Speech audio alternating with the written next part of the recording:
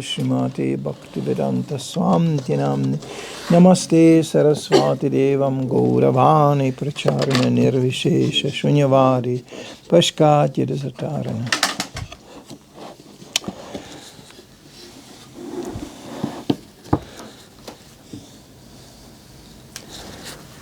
You will simultaneously translate or something? If I'm too far, you just say. Yeah. So this is,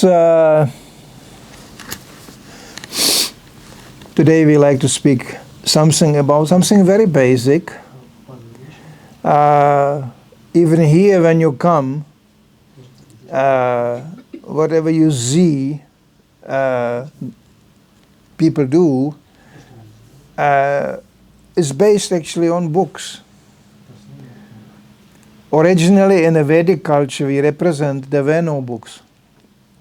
Obviously, the knowledge being transmitted was transmitted by speech and received orally.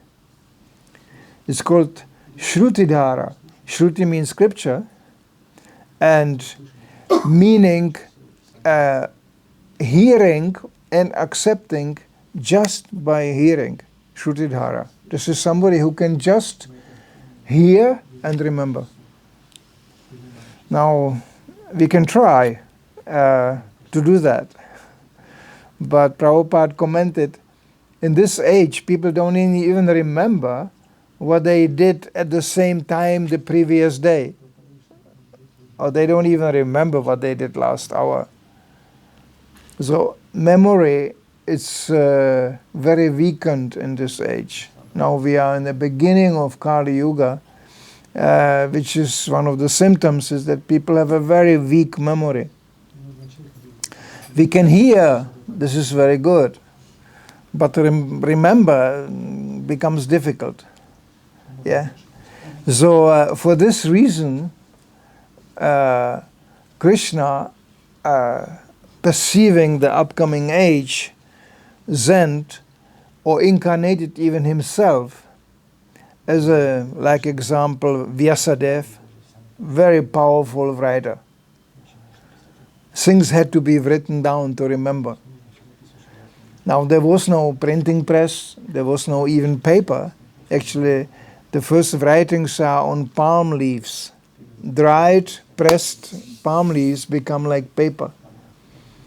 And they were written with some sort of ink, with bamboo sticks. That's actually the texts we still have. They are still preserved to some degree, written in Sanskrit. Now, alone that was a very privileged thing. For hundreds, actually thousands of years, many people didn't even know how to write, how to read, but they knew how to listen. So there was only a very special people who could actually read what was written and repeat it in the same way. So most of the people lived in villages, very simple life. For village life, you don't need any reading or writing. No. Things are learned by experience and passed from one generation to the other. And life was very simple. But there was always some sort of a priest, a brahmana. And he was the first one who brought actually a book. Book was something very special. Because there was no printing, so actually the books had to be copied by hand. You know, if you want to have a copy of a book, you had to secure a copy which was written by hand. So that means that required all a certain qualification. We know even from the Christian history, it was the same story, and it's not so long time ago, that only the monasteries were the places where people knew how to read and write. You know, yeah. And the books again, even the Bible and these books, they were copied by writing, you know. And such a copies are still available today. They are very special, and they are. So there was actually up to the late Middle Ages in Germany was developed a book printing.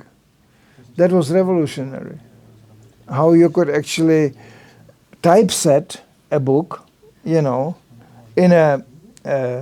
I saw it. It was prevailing in India. Even when I first time came to India, 1978, there was no internet. There was not even a. There was a typewriter. Prabhupada had a typewriter. You know, you push and then bang. You know, and then push bang. Yeah. So Prabhupada was actually most of his books were, you know, conceived by a typewriter. So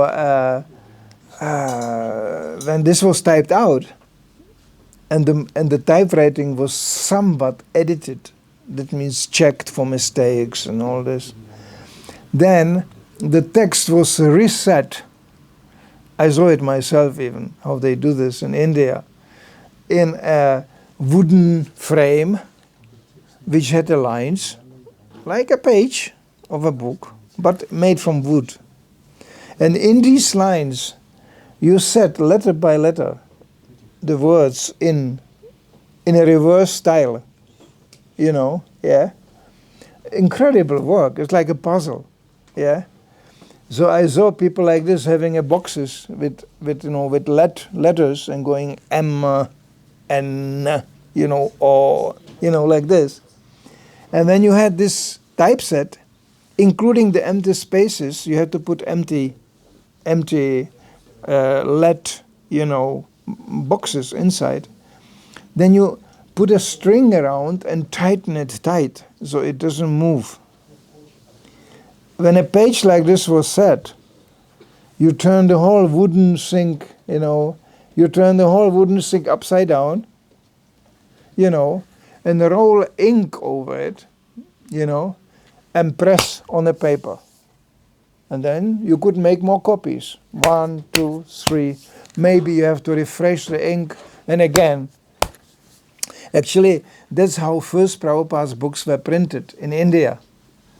There was a time I used to have copies of that. Prabhupada brought from India with him. He didn't have anything, no money, nothing. But he had 3 big boxes with books. It was the Srimad Bhagavatam, first canto, part 1, 2, and 3. That was the first thing he brought with him. And these books, they look they look already old. They were new, but they look already old.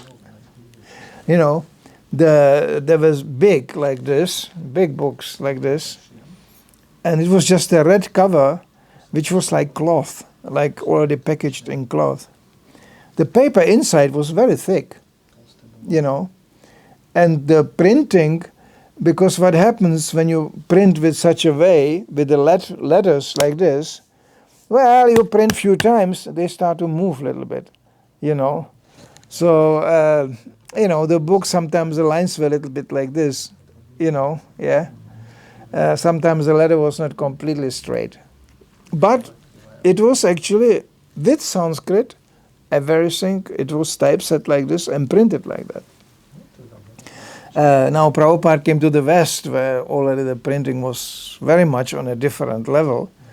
And he was himself going alone when he arrived, shop to shop, trying to sell these books to the shopkeepers, to the bookshops. Actually, he was the first man in still non-existing movement where he did that. Now we may ask, why did he do that? Well, his motivation was that his spiritual master told him, whenever you get some money, print books. He didn't even say which one. He said, print books. Because the book will stay. It's some permanent asset. You know, Prabhupada said, a person reading a book, you know, even when he reads only 1 page, it can change his whole life. You know. And he didn't even say what kind of book. Now many those who came to Krishna consciousness were fierce book readers. I know that. You know. All kinds of books. When I was growing up, I grew up with books. Actually, I grew up in a communistic country originally. And even the communists, they were very keen on books. They knew that this is how you can spread, you know, the communistic ideas by books. Always. Even Mao Zedong in China, there's another brand of communism. He wrote his book, you know, the Mao book, you know, yeah. Christians had their own book, the Bible. Hindus, they have the Bhagavad Gita. It's always a book there. Why? So people can actually take things seriously. If you just go around and talk, people go, yeah, that's nice, yeah. But when you present a book, they think, oh, now this is serious, there's a book. Even politicians are writing books, you know, about nonsense. And famous people are writing books, biographies, autobiographies, which are just full of, just talking, you know.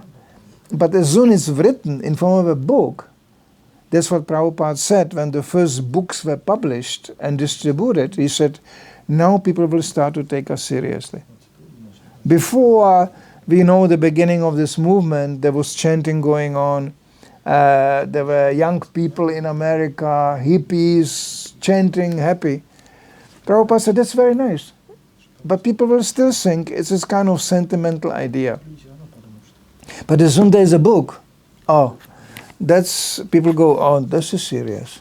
Even they may not understand it, but they go, oh, this is something, this is philosophy, this is serious, yeah. So that already is in itself a contribution, So, and it was very quickly evident that Srila Prabhupada, despite speaking, chanting, distributing prasadam, all this, talking to people, but there was always the book in the background. Like while Prabhupada was already meeting the first people, like in this fashion here, interested, they found him after the lecture when he had spoken. He was still sitting there, and he had a desk. Actually, this is, if you know, from India, now it doesn't exist probably anymore. But when I still came to India, everybody had this suitcase, these metal boxes, just the metal boxes. I don't know if it still exists in India. It's very, very annoying on airports because they cannot X-ray the whole thing. They're always complaining, no metal boxes because you cannot X-ray that. But it's solid. It's solid. That kind of box Prabhupada had, and he used it as a table. He was sitting at this. He had his typewriter, and he was always typing and writing something. These young people, they couldn't understand, what is it? They said, oh, it must be very serious for him, because anytime there was some free time, Prabhupada was writing, and very, very much writing. Then they helped him to edit the whole thing, because Prabhupada knew he is writing in a very old Victorian English, still understandable for the Americans, but it's not the American English. It's the old Victorian English, yeah. And it's not used actually today anymore. Even in England, they don't use it, But Prabhupada was trained like this. He wrote in this, so he knew that it will need some refreshment. But he was very, very strict. He said, don't change the meaning. You can put it nicely, he said. That means in a way people can more relate to it in American English, but don't change the meaning. And he was himself checking. He was very keen on this. Like I have here an edition of Bhagavad Gita, which is the original. Don't worry, I shouldn't say this, but it also contains mistakes. Not a very essential mistakes, not, I would say, very important mistakes, but because it was edited by his disciples who never did this before. And they had no idea about the philosophy. Just imagine you edit a book, philosophical book, but you never heard about the philosophy before. That becomes quite challenging, yeah. But they did actually, for the fact that they were not trained in this field and they were not big philosophers to start with, they did actually an amazing job. They did the best they could. And Prabhupada knew that there will be mistakes. And he said, he quoted even Srimad Bhagavatam, where at the beginning of Srimad Bhagavatam there is even a shloka saying, if this type of literature even contains some mistake and it's not completely perfectly presented, it's still so powerful, it should be presented. It's very, very powerful. It's a spiritual literature. Bhagavad Gita this is Krishna's words. God is speaking. Well, there must be some meaning to it. God is not just some whimsical person. He didn't came just to make some chit-chat, some make some joke. God can also make joke, but these jokes are genius.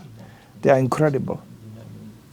So every word spoken, it's very heavy. It's very valuable. Therefore Prabhupada was so cautious, so careful in his books to present things as they are, word by word. Therefore he actually designed himself, that was his idea, to translate the Sanskrit, which nobody understands. Even in India, not everybody understands Sanskrit, into Latin, language we can, read. Then word by word he went, explaining exactly what each single word means. Sanskrit is a language which one word can mean many things.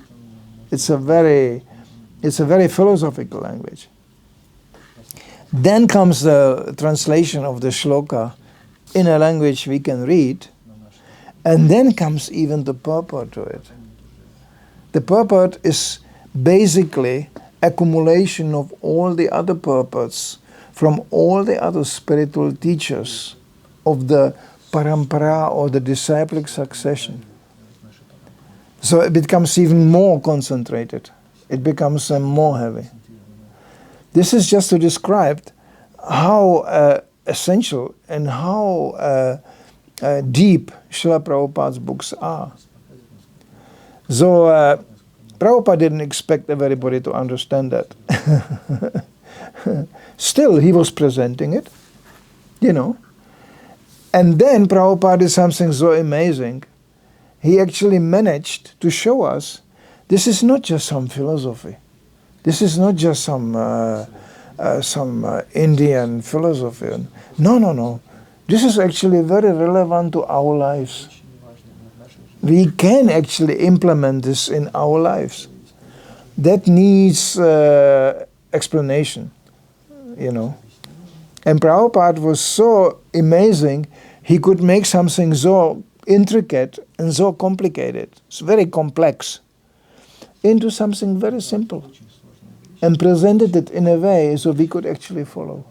Everybody could follow. Even a child could follow. This is the unique thing. Nobody ever did this before. But he didn't change the meaning. He just made it very easily accessible. And even there we find that people have, of course, we admit that, we know that.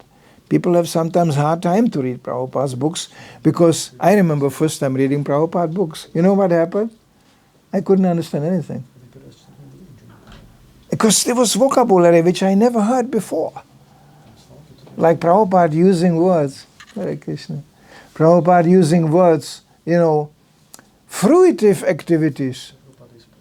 I never heard this kind of expression before. What is this fruitive activities?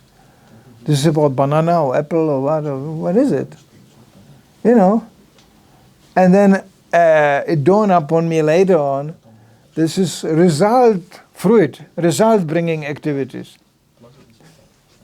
And even those who translated the books those days in different languages, because very quickly Prabhupada was completely inspired when that same book got translated into another language and another language. Oh, he said, every time a new book is coming, I feel like I conquered the universe.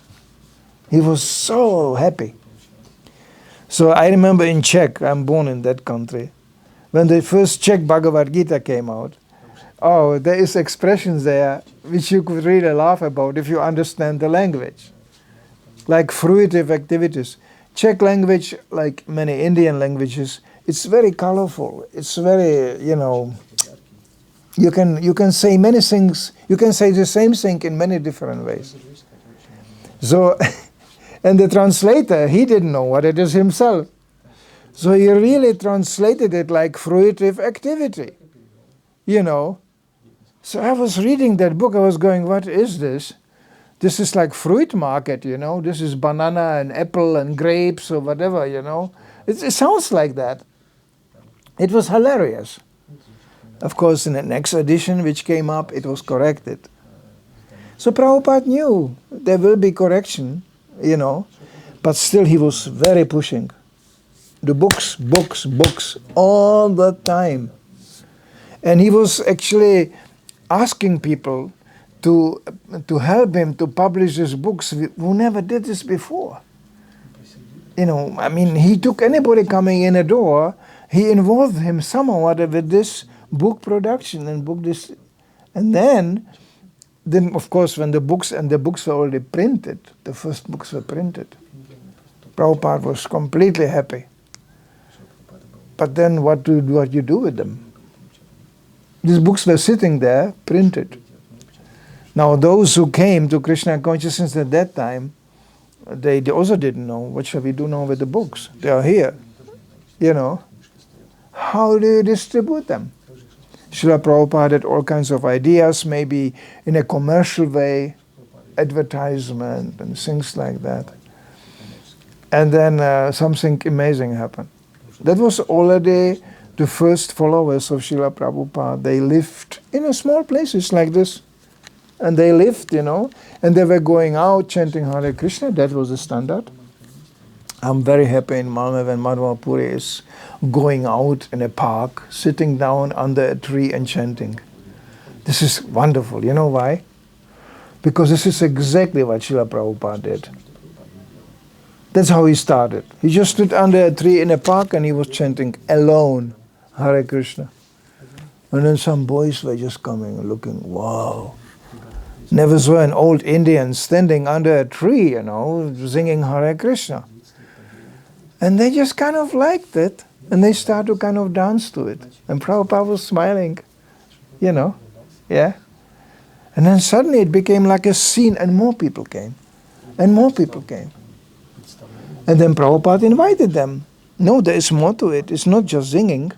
You can come and you can, we can speak about the books. And then they were going, wow, there's more to it. Yeah, there's some philosophy. Wow. And then Prabhupada, most of the time in the beginning was done by chanting. That was the more, because that anybody can join in. The lecture, it was there. Prabhupada was lecturing. But he knew that the audience is not very qualified to listen. Still, when you listen to the first recorded lectures of Prabhupada, that's before even the movement was starting. They saw the recordings from his lectures. They are very long and they are very scholarly. To an obviously completely unqualified audience. Later on, Prabhupada modified the whole thing to present the philosophy in a way that people can. But still, after the chanting came prasadam. And in the beginning, it was not like here where you get already wonderful cooked prasadam. The first prasadam was an apple. Prabhupada just cut an apple in pieces, and after the lecture he distributed the prasadam. People are going, this must be a very special apple. Everybody got a piece of apple. Like, whoa. Ah. That's how the whole thing started. Now the books were already printed. Nobody knew what to do with them. What shall you do? And then something very amazing happened. That was already, you could say, 3-4 years down the line. Prabhupada already had quite a followership. Still, the books were not. It was chanting going on the street. Some magazines were distributed. That's okay. But books, how do you sell a book? So again, a very revolutionary thing happened. 2 brahmacharis, celibacy students already initiated by Prabhupada, they were tanking a car in a gas station. And when they were tanking the car in a gas station, they had some books in a car. Yeah, some of these books. So one of the brahmacharis, actually, why don't we offer it in a gas station instead of paying the petrol? I offer the man at the cashier the books. And the other brahmachari was sitting in a car waiting. So he, instead of paying money, he pulled the books and he said, sir, this is very nice books from India, and this is nice. Maybe you can take these books instead. And actually the man did that. He took 2 books or something like that. That brahmachari experienced something very special. He became so happy and so ecstatic, he looked almost like he is drunk. He ran out of the gas station completely in bliss, and he told the other brahmachari, I just distributed 2 books from Prabhupada. And he was like, And the other brahmachari said, what happened to you? I never saw you being so happy. Oh, we have maybe 2 books more in a car. We have to try to distribute more. These brahmacharis came back to the temple. They were so in bliss that the other devotees were going, what happened? You are just, we distributed some books from Prabhupada, completely in bliss. So they said, oh, you distributed some books to people, like that. Just offering it, instead of a payment or whatever. So we have to try it out too. Soon the whole temple was completely in bliss, distributing books. And then the news spread out. Oh, in that temple they are so blissful. What happened? Oh, they started to distribute books.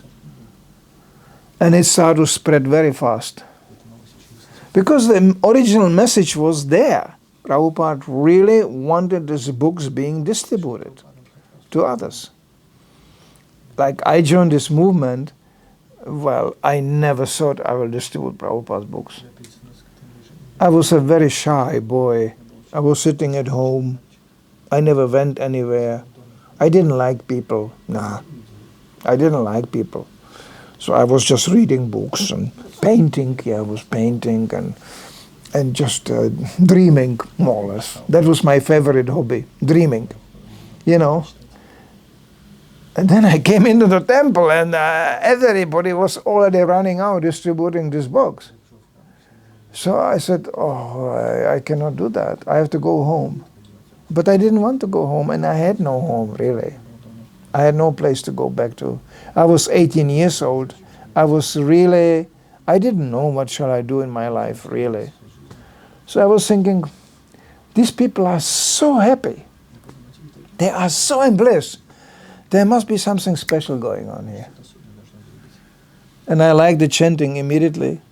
And I picked up, there was a first book, Bhagavad Gita, published.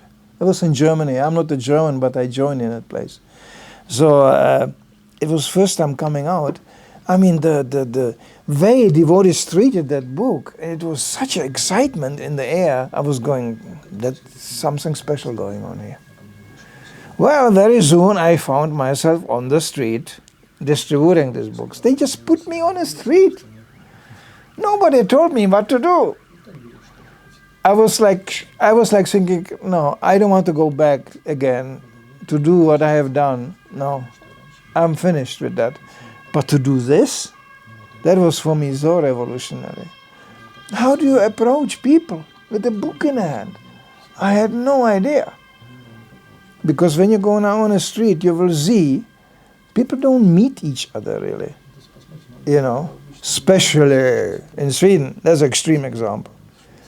But people don't really meet each other. They just go, everybody for his own business. You know, they just go this way, that way. They stand next to each other, waiting for the green light. Then they go across the street. Nobody talks to anybody.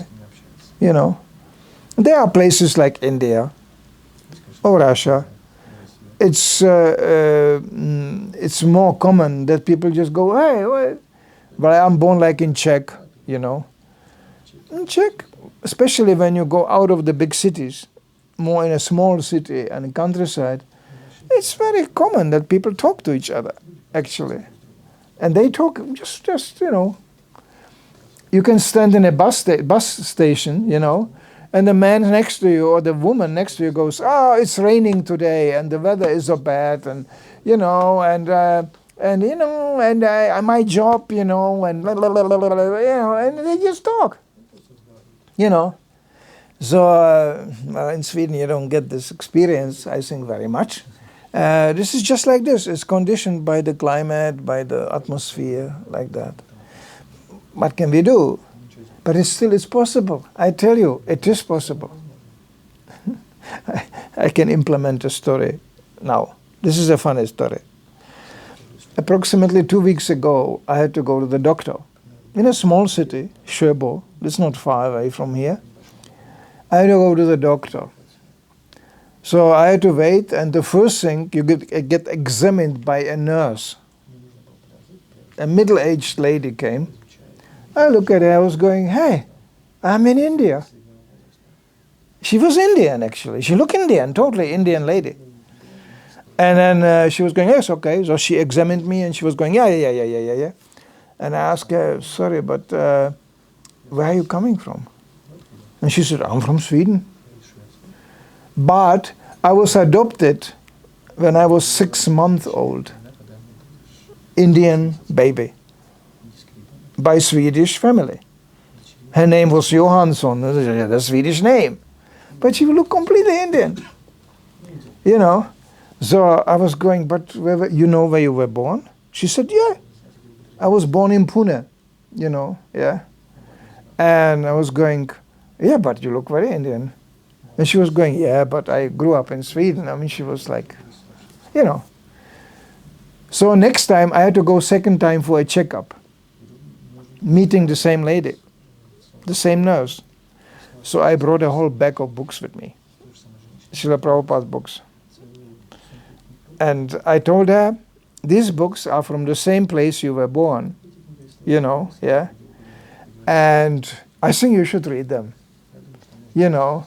I mean, you must read books from a place you were born, you know. Look, this is Bhagavad Gita, this is Sanskrit, I showed her this. She was very ignorant, she didn't know, she never was in India. I mean, she was last time in India, she was 6 months old, you know. So she was completely, she got so excited, even I got surprised. She got so excited. You know, Swedish vårdcentraler, you go there to these places, it's usually very quiet. Everybody's waiting there to get vaccinated, you know. They all wait there and then, you know, and another one goes, you know, half invalid, okay. Not a very, you know, lively place, I would say. That nurse got so out of control. She had the books in her hand and she was almost dancing in that waiting room and she said, I got these books from the place I'm born, you know, and this is from India and now I can read this book. And the whole place was like, you know, everybody was even more quiet, you know. They were going, what happened to the nurse, you know? Yeah, this is not like normal nurses don't act like this, you know. And I was also not normal because I was just laughing. Normally people don't laugh when they go to the vårdcentrale, you know. This is not a place you tell jokes, you know. But the whole place was completely confused actually. And I laughed not only about the hair, but about the whole place because they were all like, what is this? You know, nobody is laughing in a place like this and they are all here completely laughing, you know. Even the other lady in the reception, she started to laugh too. She told me, I never saw her like this, you know. It was all because of this Prabhupada's books. And she was so happy about this. So it can happen. This is just, you go to the doctor, right? And this can happen. I'm just telling the story as an illustration. I am fully aware nowadays that most of those who come and they are interested in Krishna consciousness, they are not going to live in some monastery, you know, not in a temple. And they are not 18 years old as I was when I joined this movement. When you are 18 years old, life is quite simple. You don't have anything and you are just like open. Most people nowadays coming, they have their families, they have their job, they have their things.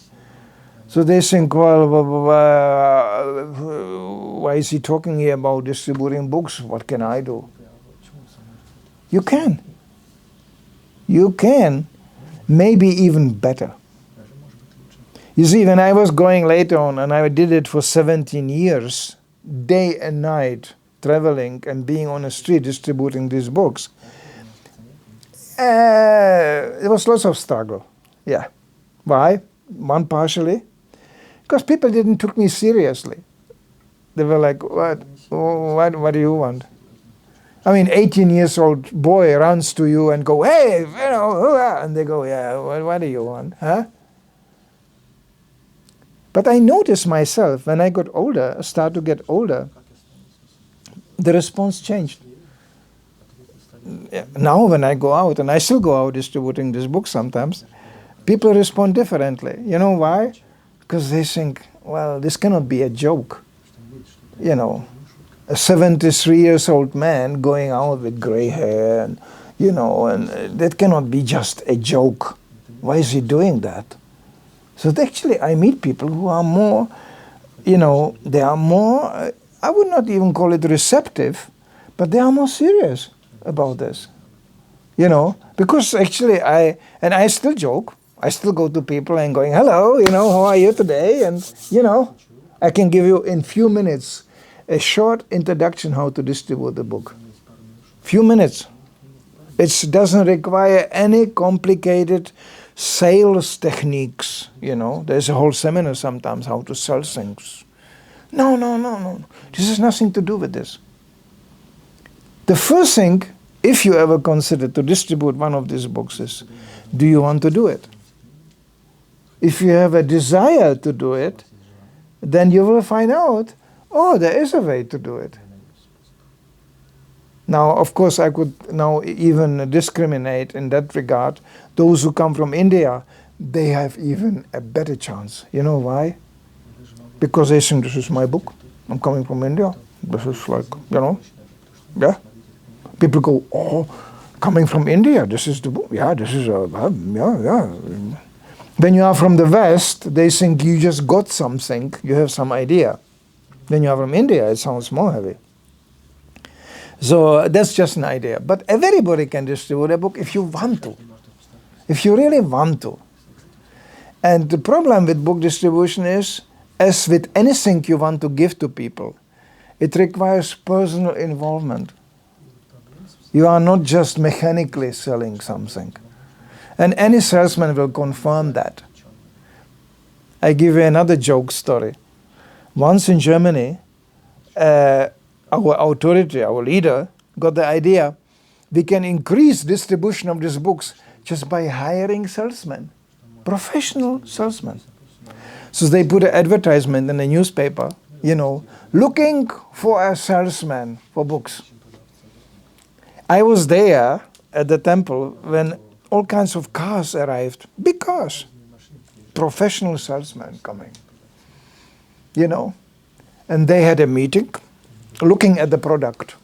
How do you sell the product? They were selling vacuum cleaners, or they were selling refrigerators or whatever. But they were saying, book, Nobody actually was hired. You know why? And one salesman, he was very honest. He said, I sell so many things. I can sell all kinds of things, but I cannot sell this book. You know why? I don't believe in it. I don't identify myself with this. So, no. That was exactly the point. If you find these books are valuable, if you find they really mean something to you, it will be easy to distribute them. Because people get to feel it. They get to feel that, this is important to that person, so maybe, what is it? Why is it important to that person so much? This is the basis of the distribution, you see? And this is how everybody can become part of it. Even a child. I was witnessing small children distributing these books. It's incredible. They call it small children, they have no idea how to present it, but they just go and they go, take it. And they go, small child, well, what should I do? I must take it, Yeah. So, what to speak of grown-up people? But again, the basis is, do you really want to do it? If you really want to do it, you will find out it's very easy. It's very easy. You just go to people, and that's the difficult part. Like I mentioned in the early stage, people don't meet each other.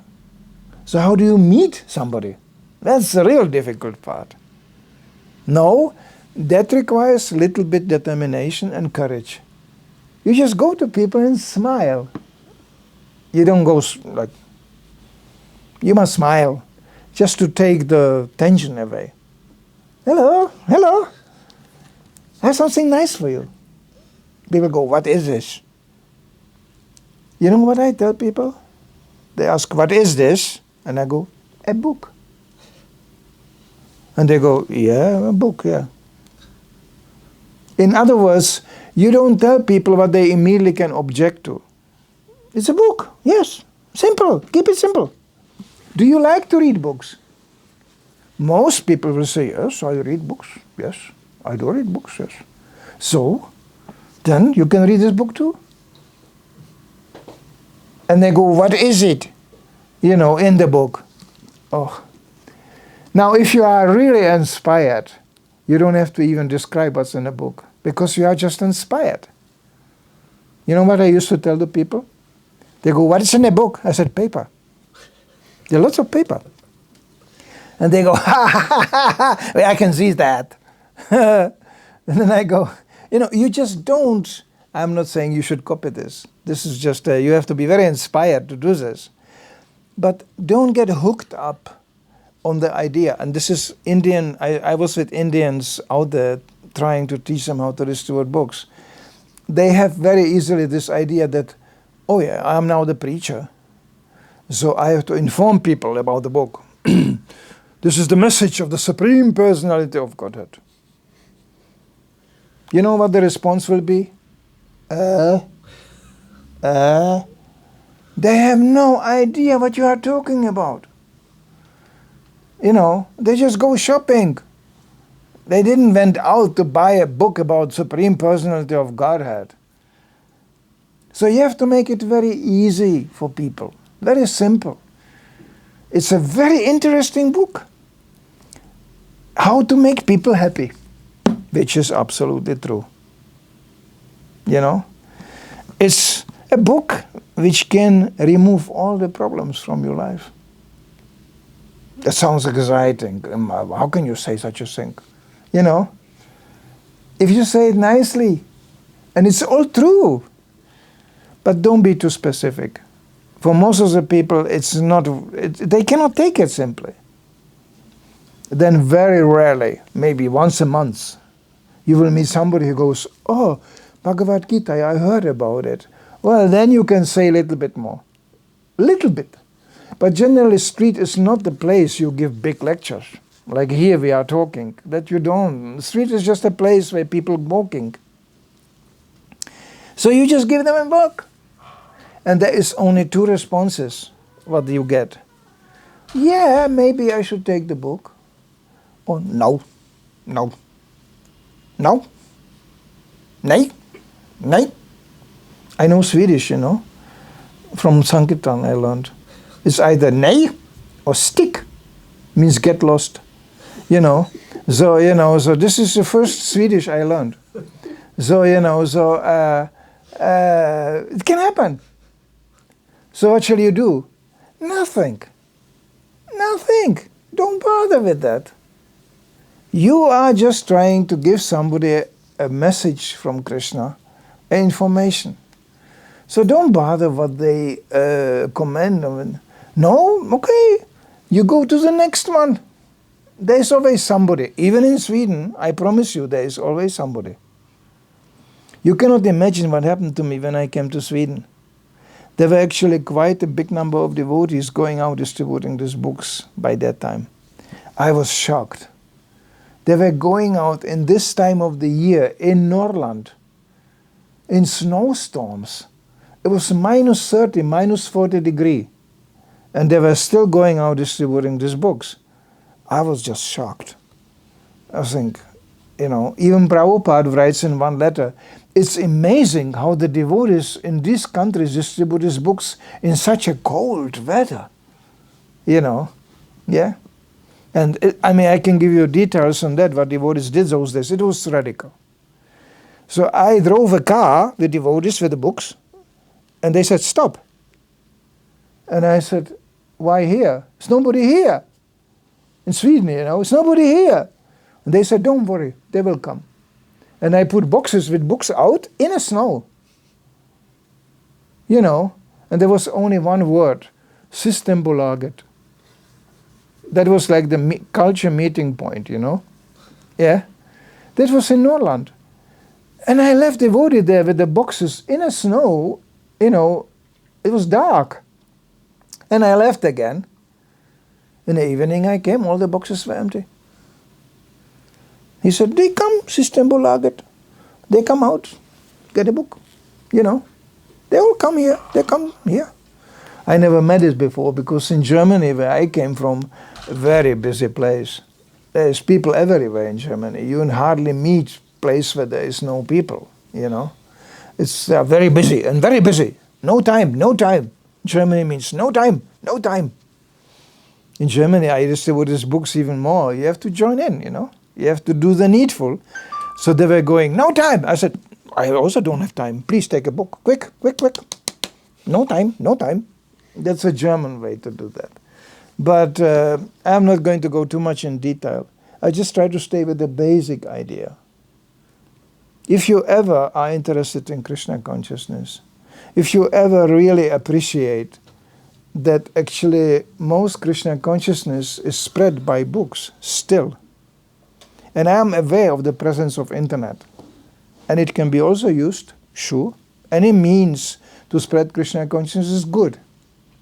But Prabhupada predicted that this is temporary. He predicted that. He said that the digital technology, which in his time was coming up, the first digital watch, you know, there was first computers. And Prabhupada liked that. He said, for book production, good, good.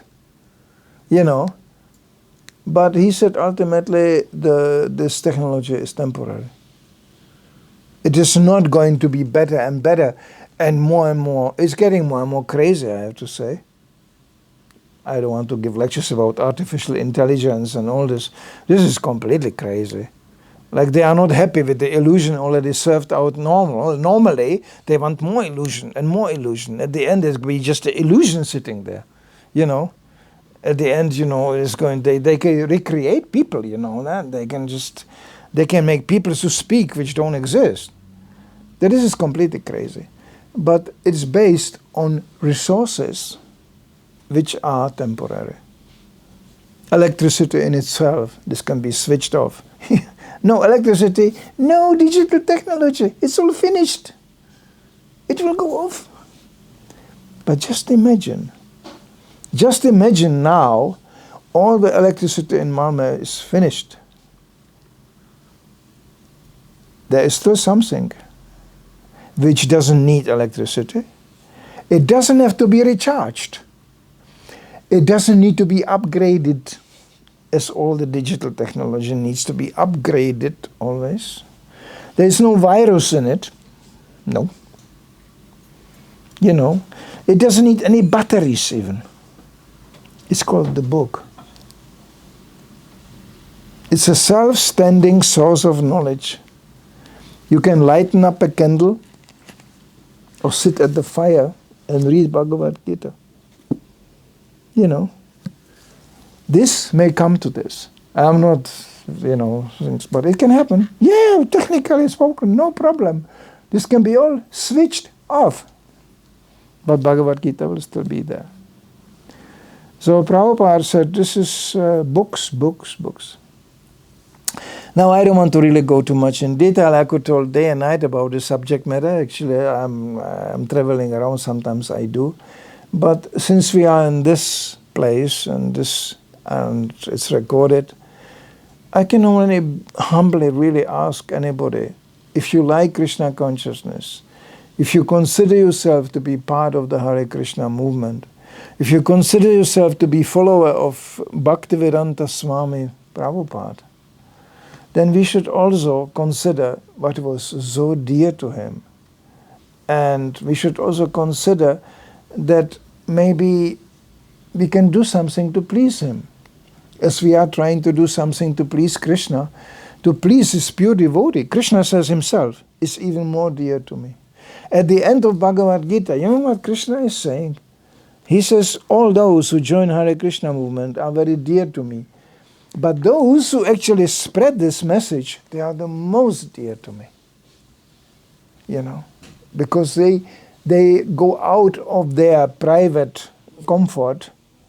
It's austerity, you know, to go out and try to give it to others. And nobody should think he is unqualified. Nobody should think, well, you know, I go now on the street, how many books I can distribute? First of all, we don't know.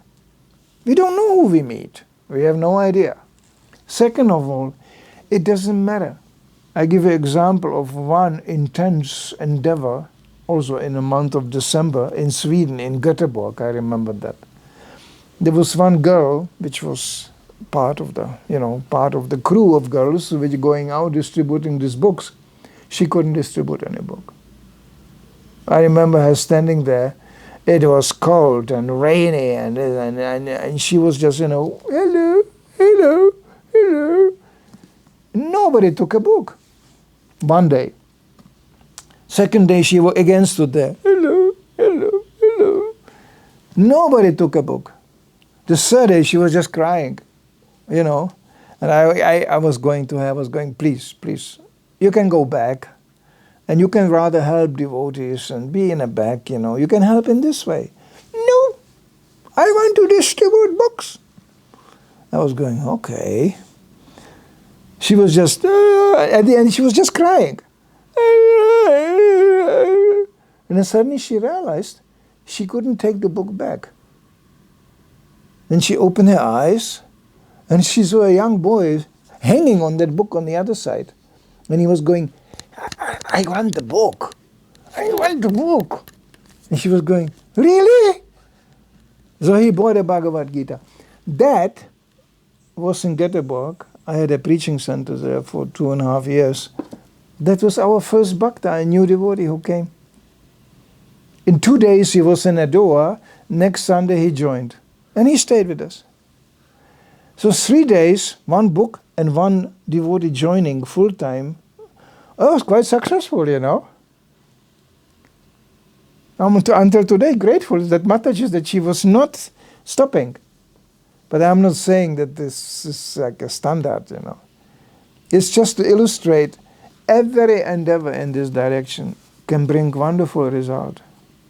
Look at Prabhupada. He came alone with few old Indian books. And look what happened. Without Prabhupada, we wouldn't even sit here today. This whole Hare Krishna movement started from one man with 3 boxes of books. That's all. What it was in the beginning. So this is just a humble request of anybody, if you have have the book with you. It's always good to have a book with you. If you don't have the book with you, what do you want to distribute? And keep it in your mind. And if you find somebody who is a little bit favorable, offer him a book. Because you know what? You will go away. He may even forget what you said, but the book will stay. And the books have their own lives. They walk. I mean, many, those who joined this movement, they found the book somewhere. I remember one of my godbrothers, he found a book on a train. He was traveling on a train, he was also an artist. And there was somebody left a small book on a shelf in a train. It was called Sri Ishopanishad. So he was curious, he took the book, and he opened it, and he was going, wow, this is a hard book. And he read, Ishopanishad is a small book.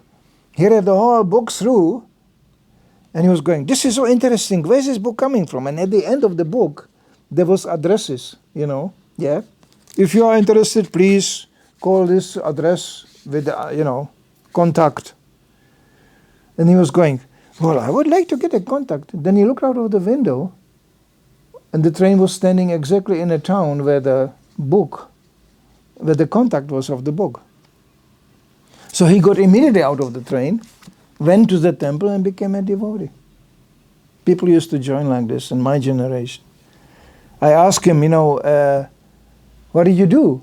He said, I was an artist. Where did you came from? He said, I'm from Holland. I traveled to Germany.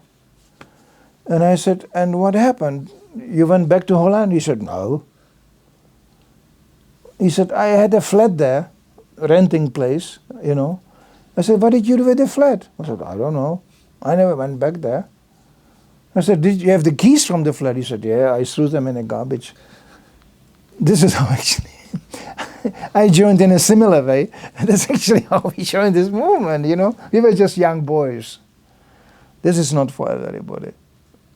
Like I mentioned, You know, we have nowadays different people with different capacity and different potential. It's just a question of being aware of that and having that book close to you. Maybe you will meet somebody who is interested. You know, yeah. I could go more in detail now, since there are some ladies sitting here.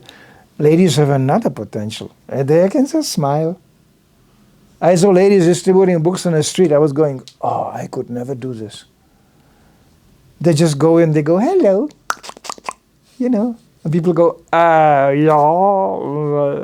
If I go hello, they just go, what hello, huh? Ladies have another potential. Oh, I remember this one big German standing in front of a small girl with books.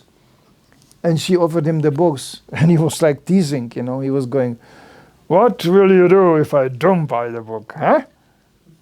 And she looked at me and said, then I will cry. Okay, don't cry. Okay. And then he bought the book immediately. I mean, you know, I cannot do that. I'm not saying this is the technique to do that, but there are so many, you know, it's just a question of having the desire and just a question of having the books closed. I don't want to be too specific because some people think maybe, yeah, well, you know, they feel challenged. Yeah, it is a challenge. Krishna consciousness is a challenge one way or another. You know, we will be challenged. We are not the standard people. No. That happens. That we cannot avoid. But to give the book is something so wonderful, and it's such a lasting contribution and such a wonderful service. You will get to feel it. Srila Prabhupada's mercy will be right away there. This is not limited just to some time or some generation of devotees. No. This is for everybody. Okay, there's some questions or points to this. I don't want to.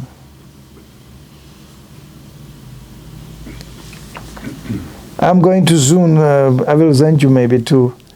I wanted to record a very brief introduction how to distribute books. For everybody. Not just for some special people. No, for everybody. I can do that. It's so simple. And there are some mistakes people do in the beginning. I already mentioned some. They talk to people much, you know. Or they start to argue. No. This is not a place. If somebody goes, I'm a Christian. Okay, thank you very much. Bye-bye. Wish you good luck. I'm a Muslim. Okay, very nice. We don't get involved. We don't have this, you know, this is, no, it's okay. It's okay. This is for people who are, who are naturally inclined. And they are there. They are there. It's just a question of finding them. Just going around and making an offer. Like this whole place is like this. This whole place is just an offer. Please come, and whoever comes, okay. Whoever doesn't come, what can we do about it? Not much. Yeah. So it's just an offer. That's all. So no arguing, no this, outlook also. There are devotees who are initiated devotees. They go out like this, dressed like this. Prabhupada didn't make any restriction. He said, you must go like this. No. He said, you should look like a respectable gentleman. Not some kind of weird, outlook, some dirty or filthy, and like a normal person, Yeah, I could go more in detail about dressing, how to dress. You dress normally, as you like. And there are devotees who like to be like that. I'm a monk here, hello. It gives another edge to the whole thing, yes. But not everybody. Oh, Matajis have even more easy thing. There's no more beautiful dress like sari. So, you just dress in a nice sari if you want to. Sure, why not? This is my book here, Bhagavad Gita, sari. You sure? If not, it doesn't matter. The dress is not so important. Prabhupada said dress is not. It can be useful, yes, but it's up to you. That's just one. There's more points which may come up, yeah. Keep on going from one person to the other. Smile. Give it to them in a hand. I'm just already summarizing the introduction. You know, if you meet a person, you go, hello, and give it in a hand. In the beginning, people stand there and they go, you know, and they go, they don't stop, they don't take it. I said, yeah, because you don't give it to them. It's as simple as that. You know, people sometimes are like, no, you just go, hello, and just give it to them. And if they really don't want it, they will give it back to you. So what? You know, it's no problem. Talk simply, look in the eyes, smile. It's a simple thing. It's more simple as we think. So this is, you know, anyway, I will put a little bit like an introduction, you know, I will send it maybe to you. Okay, I think we have a timing on this, so do I want have to. a very basic question, very basic. I'm pretty sure it's even maybe useless one, but just no one pronounced it. So that, what's the ultimate goal of book distribution? Is it Goal of book distribution? Goal of book distribution? Yes, the ultimate, like that people start to practice. It's they not, practice already. but People. Krishna is saying something amazing. He said, even you don't do anything. You just read the book. You are already worshipping me with your intelligence. You're thinking about it. That's already devotional service. That's amazing. But if you read Prabhupada's books, you will very easily find out, or it's meant to be put in practice. You have to do things. You have to change things. You have to do something with your life. That's all. These books are packed with that kind of information. So that it can be seen by result. And Krishna is very realistic. He goes from thousands and thousands of those who may even get a book and who are maybe curious. Only one will start to practice Krishna consciousness. And from thousands and thousands of these, the one will learn to know me really. So it is not so cheap. But the books are the start. Maybe somebody will buy a book. In next lifetime he can read it. I mean, it sounds absurd, but this is not just for one lifetime. He already did something. The seed of devotional service was planted. When it's going to be fructifying, that we don't know. This is an individual thing. So this is why, this is like seeds. These books are seeds. So you don't know what happens to a seed. You know, they found seeds in Egyptian pyramids. And they actually managed to get flowers out of this. You know, after thousands of years, it's still fructified. So we don't know when the fructification process starts. It's individual. But the seed is already there. If there is no seed, there will be no fructification. So one has to be satisfied with that, and we will see. We don't know. I myself cannot say. I am here for 54 years in Krishna consciousness, but I saw some fructification, and this is also a proof that something fructified, even here in Malmö, you know. But I could be disappointed because we were actually trained to see a big fructification. And I saw things happening which nowadays some people actually may not even imagine they could happen. Yeah. In Srila Prabhupada's presence, we experienced things, and even the time after his departure, which were just amazing. Just completely amazing things. Nobody ever expected that to happen. But we don't know. Times can be also changing. You know, like right now, people think still, it's a nice society we are. Yeah, there's problems, but you know, it's good. It's good. Sweden, good. Wait. I had a personal experience. When I was 13 years old, people were very optimistic. That was Czechoslovakia, the country. And they were very optimistic There will be a new time is coming. More freedom, more, more freedom, more peace. You know what happened instead? In one night, thousands of Russian tanks rode in and occupied the country. Middle of Europe, in one night. I woke up in the morning, in front of the window was hundreds of tanks standing, Russian tanks. So, and all these dreams were just in one night finished, over. For the next, it was 68. So it lasted almost 40 years of quite dark period. I wasn't there because my parents actually immigrated 3 days thereafter to Germany. They just left.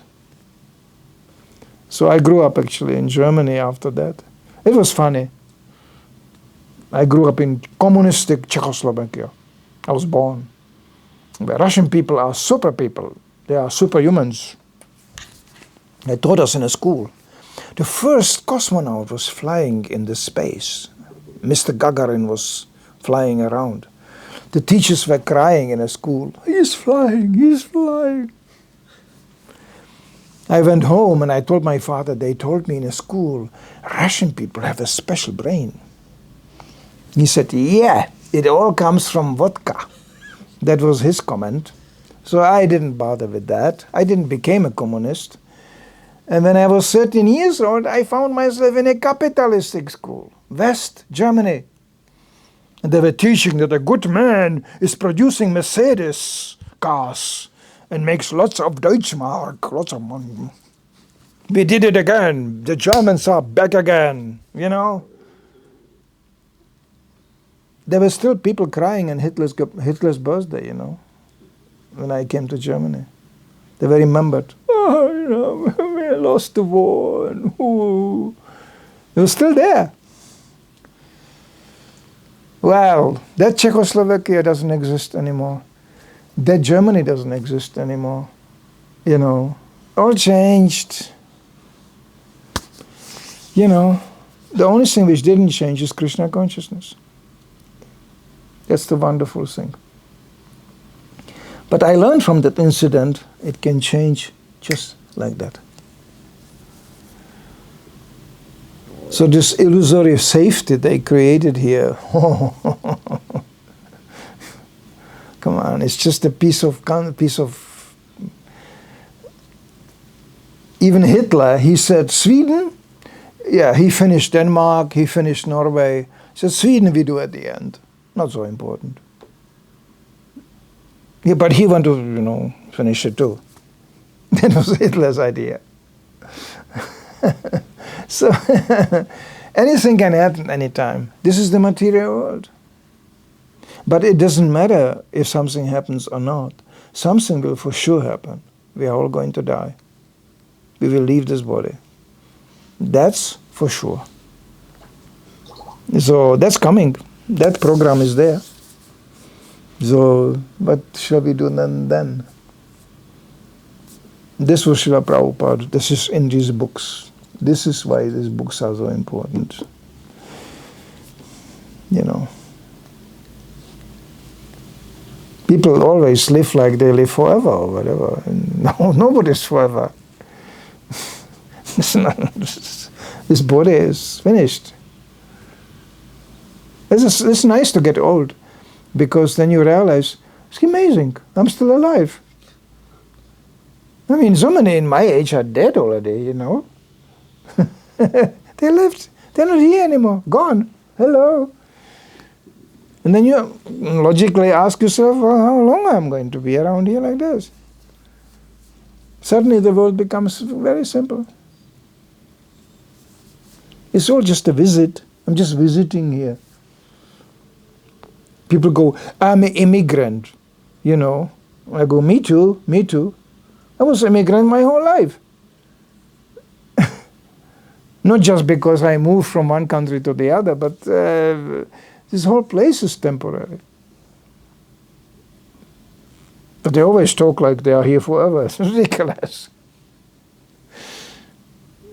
Even in Krishna consciousness, you know how many people I saw coming and going. It's just like, Krishna says, he's gone. Krishna stayed, but he's gone. You know, that's it. So it's nice actually it gives you a kind of light attitude. Yeah. People saying, we have a problem. I said, yeah. That problem was before here already, you know, yeah. And the same problem will be there when we leave too, you know. We aren't going to solve too many problems. You know, they will this is the world of problems. They come and go. That's it. That doesn't mean one will be negligent. That's not, no. One is concerned, but understand the limits, you know, and the conditioning we are under. Okay? Yeah? Yeah.